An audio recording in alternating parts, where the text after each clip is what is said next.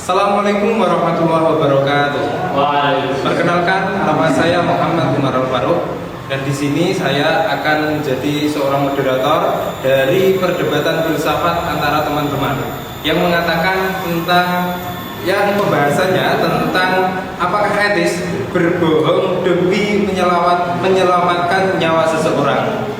Bagaimana pikiran-pikiran rasionalitas dari teman-teman, maka dari itu kita akan melihatnya. Jangan kemana-mana, terus pantau kita terus. Selamat sore teman-teman.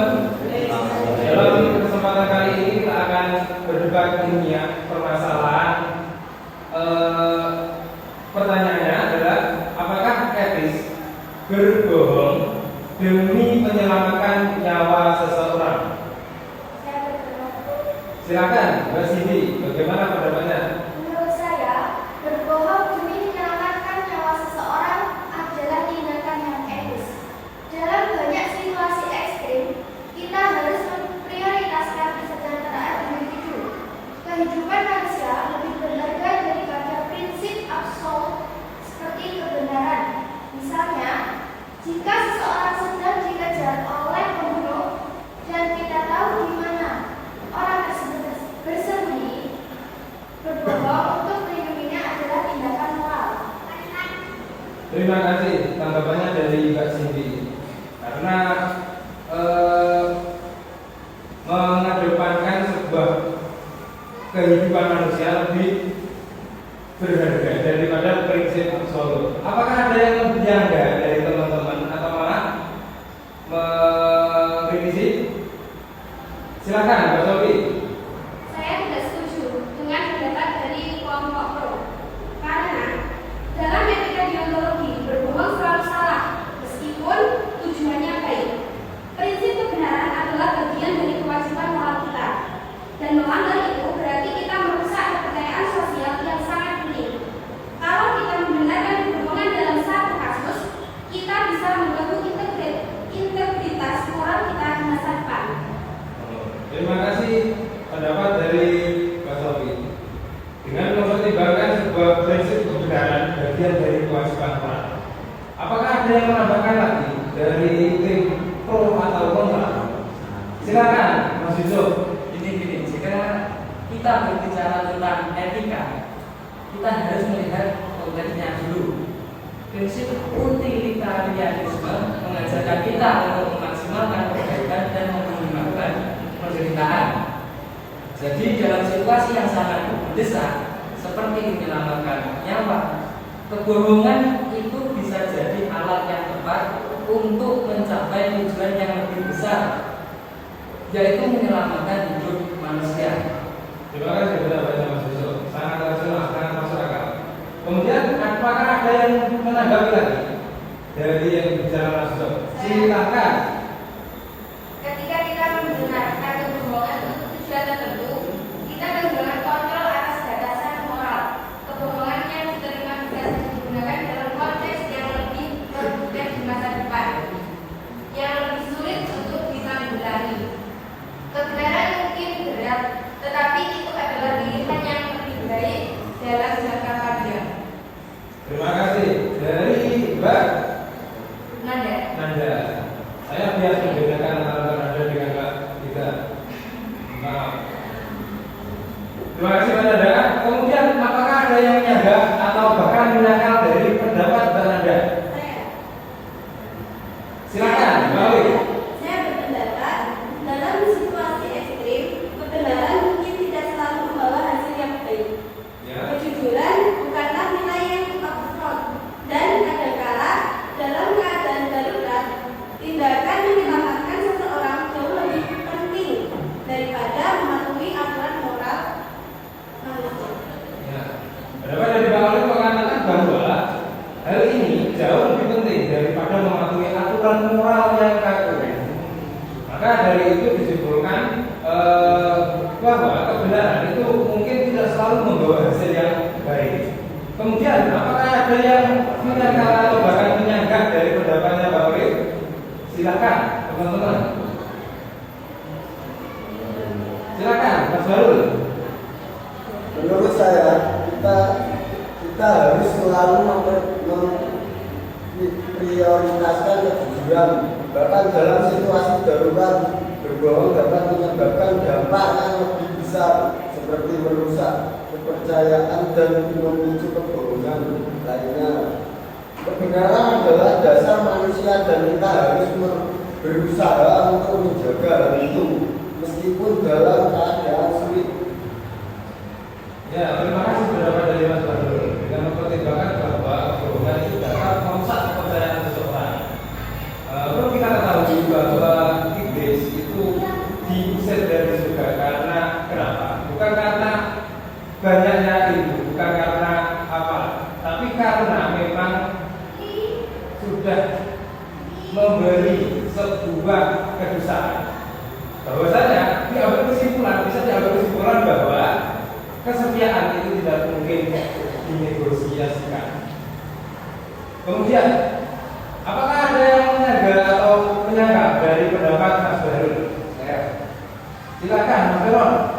Melihat melalui perspektif moralitas situasi Yona, kita bisa menganggap bahwa tindakan berbohong dalam konteks penyelamatan nyawa adalah pilihan yang sah. Etika tidak berlaku tentang mengikuti aturan yang baku, tetapi juga tentang menilai situasi dan tujuan dari tindakan tersebut.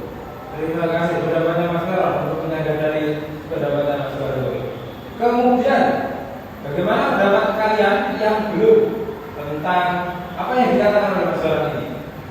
Silakan Mas Uri. Berbohong demi menyelamatkan nyawa itu bisa memiliki implikasi yang tak terduga. Jadi, jika kita menormalisasi kebohongan dalam suatu kasus, kita bisa memperkenalkan ketidakpastian yang lebih besar di dunia, yang bagaimana ini sudah penuh dengan keraguan. Integritas dan kejujuran adalah dasar dari masyarakat yang adil dan damai. Dan kita harus berusaha mempertahankan sekuat tenaga. Terima kasih pendapat dari Mas Uri untuk menyangkal dari Mas Badrul. Kemudian, apakah ada lagi yang ingin berpendapat dari kalian? Saya. Bagaimana pendapatnya Mas Salah? Sebagai tambahan, dalam berbagai teori etika, seperti etika kebijakan, ketika dihargai bukan hanya karena mengikuti aturan, tetapi karena mengambil keputusan yang baik berdasarkan keadaan dan niat. Dalam hal ini, niat untuk menyelamatkan nyawa adalah niat yang baik dan tentu lebih tinggi nilainya daripada sekedar mengikuti prinsip kebenaran. Tuh, dengar ya dari kelompok kontra atau bersih tadi? Kontra. Nah, jadi pendapat dari masyarakat nanti menyebutkan tentang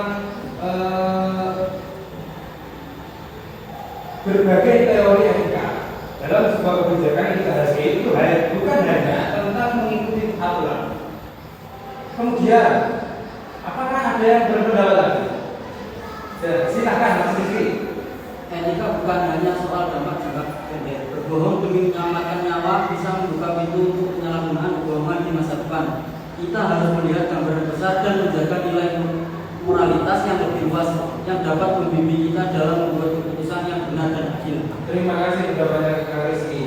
Mengadopsi konsep daripada gambaran besar dan menjaga nilai moralitas yang lebih luas, tentunya kita adalah demi menyelamatkan nyawa bisa dengan membuka pintu untuk menyalahgunakan kebohongan itu. Kemudian dari sekian jawaban, apakah ada yang ingin mengkritisi dari para pendapat-pendapat teman-teman ini? Saya Ini Silakan Mas Redi. jika kita berpegang teguh pada prinsip kebenaran tanpa mempertimbangkan konteks atau akibatnya, kita mungkin akan membiarkan orang lain menderita dan mati. Oleh karena itu, menyelamatkan nyawa orang dengan berbohong lebih sesuai dengan nilai kemanusiaan daripada mematuhi kebenaran yang terlalu. Ya, terima kasih pendapatnya Mas Redi. Kemudian sekarang mari kita dengar pendapat dari para pengamat dan kritikus. Bagaimana para pengamat dan kritikus? Apakah ada yang mau berpendapat di antara kalian? Dan silakan Mas Soleh. Jadi saya pikir kunci dari debat ini adalah apakah kita lebih mementingkan hasil atau proses. Ya, Maksudnya ada tantang saja soal itu. berbohong demi menyelamatkan nyawa mungkin memberikan hasil yang positif dalam jangka pendek. Tetapi kita juga harus mempertimbangkan bagaimana tindakan itu mempengaruhi norma moral kita dalam jangka panjang ke depan. Seperti itu pendapat saya tentang perdebatan sore ini. Terima kasih Mas Soleh tentang ditanggapi tentang hal ini. Kemudian, apakah ada pendapat lagi dari para pengkritik? Silakan Beda. Satu hal yang perlu diperhatikan adalah bahwa masalah ini bukan sekedar soal kebohongan atau kebenaran, tetapi juga tentang bagaimana kita menilai nilai-nilai etika yang berbeda. Ada banyak perspektif yang perlu dipertimbangkan dan kadang-kala solusi yang optimal bukanlah solusi yang sederhana. Terima kasih Beda. Kemudian, apakah ada lagi dari teman-teman atau bahkan dari diriku sendiri menanggapi tentang masalah ini? Silakan. Silakan Mbak Ija. Saya berpendapat bahwa kita harus berhati-hati saat mempertimbangkan argumen tentang kebohongan ini. Meskipun bisa dimengerti mengapa berbohong untuk menyelamatkan nyawa bisa tanpa etis dalam situasi tertentu, kita juga harus berhati-hati agar tidak terlalu mudah membenarkan kebohongan dalam banyak konteks yang bisa lebih merugikan daripada membantu. Bagaimana teman-teman? Apakah sudah paham apa yang dikatakan dari para pengkritik tadi? Mungkin ada tambahan lagi dari para pengkritik. Bagaimana? Atau dari teman-teman juga boleh berargumen mengkritik seorang pengkritik.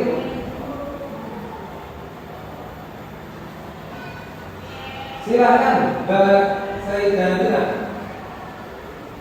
Saya setuju dengan kelompok pro dalam hal bahwa kita perlu mempertimbangkan konteks dan tujuan akhir dari tindakan kita.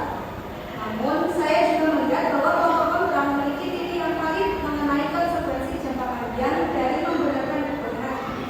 Mungkin kita perlu mencari jalan tengah yang memberi nilai kejujuran sekaligus mempertimbangkan urgensi situasi.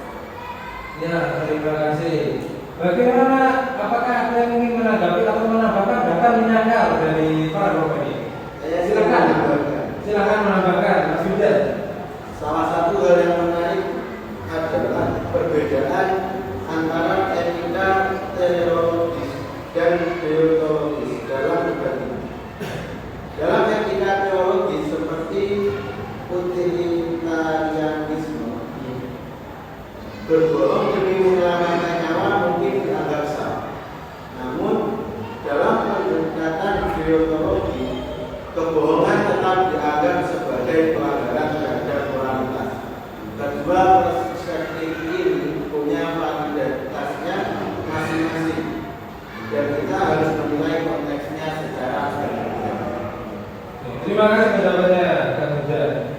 Jadi bisa saya simpulkan sedikit dari perdebatan kita kali ini, yang mana kita tidak bisa langsung menghubungi bahwa pembohongan, mengatasnamakan pembohongan dalam pembunuhan manusia itu tidak semata-mata langsung kita katakan bisa. Kurang lebih begini, kalau kita menganggap sebuah pembunuhan menyelamatkan nyawa itu dianggap sah, namun dalam pendekatan biologi yang dikatakan oleh Mas Yuda tadi, kebohongan tetap dianggap sebagai pelanggaran terhadap moralitas. Jadi kesimpulannya kurang lebih seperti yang dikatakan Mbak Nisa tadi, kita harus mengambil jalan tengah. Tidak ada kata benar 100% kebenaran absolut dalam permasalahan kita yang kita hadapi ini.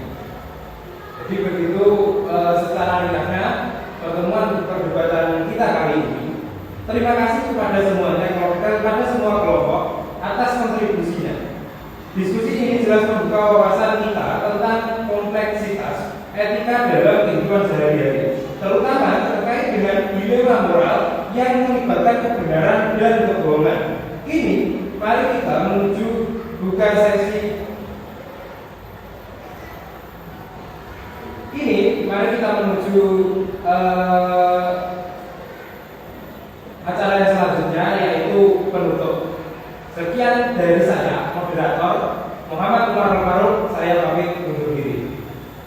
Assalamualaikum warahmatullahi wabarakatuh.